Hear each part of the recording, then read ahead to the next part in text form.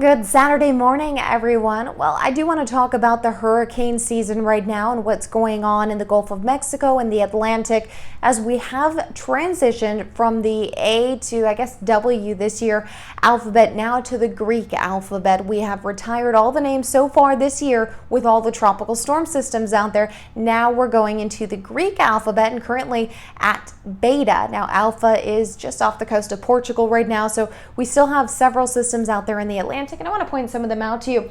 Now, we do have Teddy. That is a Hurricane 3 in the middle of the Atlantic. It is expected to shift its way all the way north toward Nova Scotia, not expected to move its way across toward the west into the Gulf of Mexico, which is a good thing because we currently have a system there right now, which is Beta.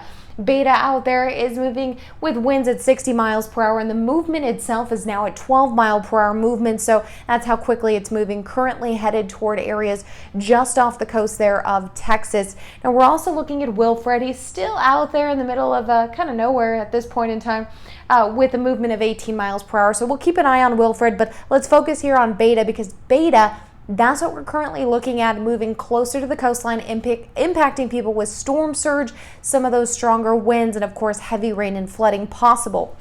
And we do expect to see Beta moving as we start getting closer to Monday at 7 p.m. as a Category 1 system. But take a look at this as it starts to also move toward the coastline as it heads toward Louisiana, moving really closer to about, I'd say about Tuesday into Wednesday. You can see it off the coast near Houston and then pushing into Louisiana, where Louisiana already dealt with a huge system, Laura, earlier this year. So yes, we are still looking at a lot of these hurricanes tropical season, and we've just really started getting really full swing with this because typically these are the months we start to see most of the hurricanes happening, warmer waters.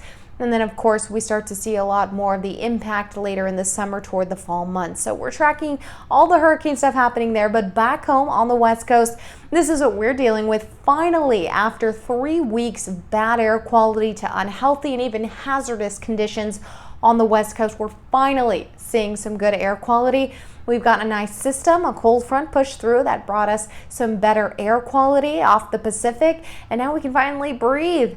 Today, though, what's happening is as that system has passed through, we are starting to look at winds that'll be coming in from the north, which is going to bring in a little bit more smoke from the biggest fire currently burning and the biggest fire in California history burning, the August complex fire. That's bringing some smoke in for us in the valley into the Sacramento Valley today. So good air quality just through the morning hours. The winds do shift and that'll bring some of that smoke back in the valley. But warmer temperatures will return next week, just slightly above average. So we're right around 87 average. We're just above that. Take a look at the air quality conditions through the morning. Clear skies and gorgeous from San Francisco toward Roseville and up even through Auburn. You can see around Lake Tahoe, moderate air quality and even unhealthy for sensitive groups.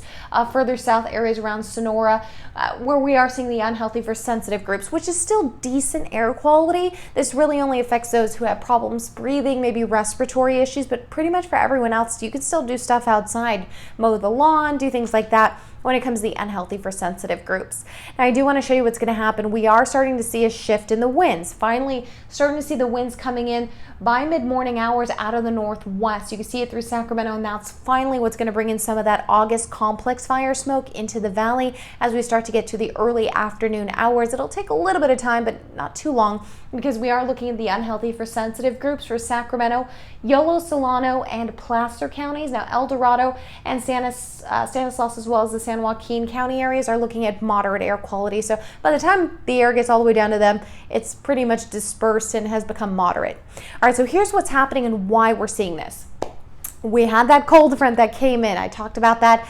That brought in all that nice air off the Pacific. And you can see here that that cold front has passed by. It is now really moving past through areas of Nevada, and then we're starting to see right behind it a high pressure system that's starting to form.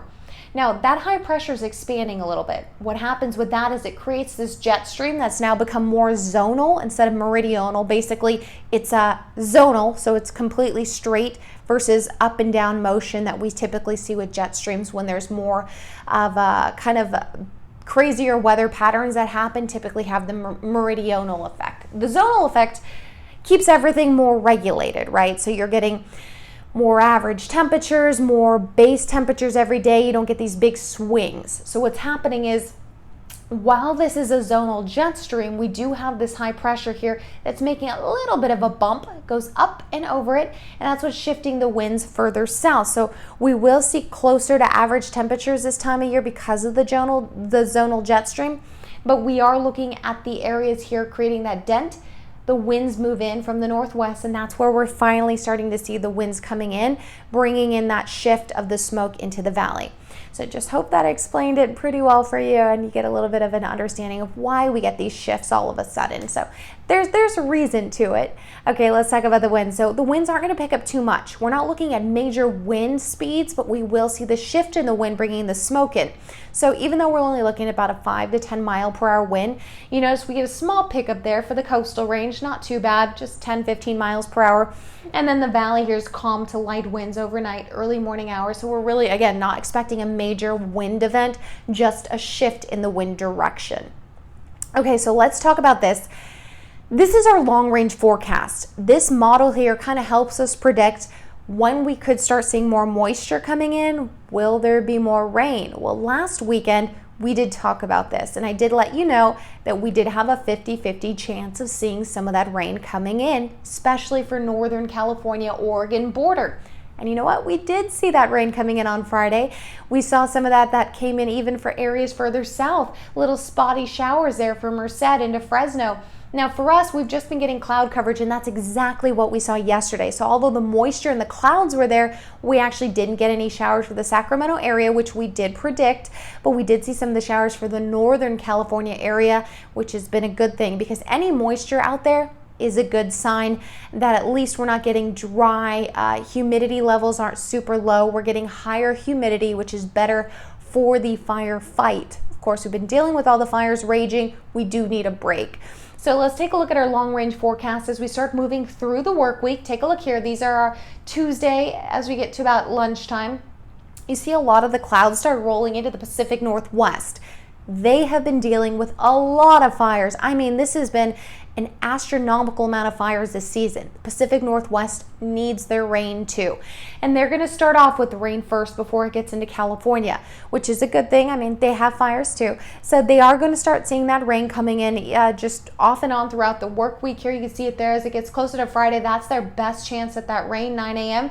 For us, you notice it's still, again, only on the coastline into Northern California to the Oregon border. So we aren't looking at rain yet for the California season, but we will expect to see some areas touch upon some of that rain. And hey, if there is a dip in the jet stream slightly, or that low pressure system decides that, hey, it's stalled out a little bit longer and it pulls further south, that means some other areas in Northern California may get some rain. But at this point in time, it doesn't look possible for next week, especially not in the valley. But Northern California, Oregon border, hey, a little bit of rain there. Some good news.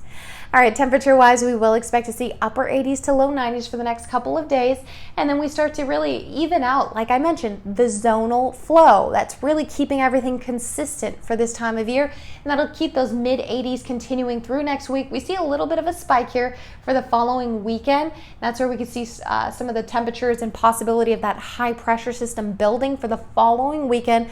Not a big one because you notice temperatures here are still in the low 90s to mid 90s, so we're not looking at a crazy heat wave coming or some of those really big triple digits at this point in time. It's just a little blip on the map which will raise our temperatures up about 5 degrees.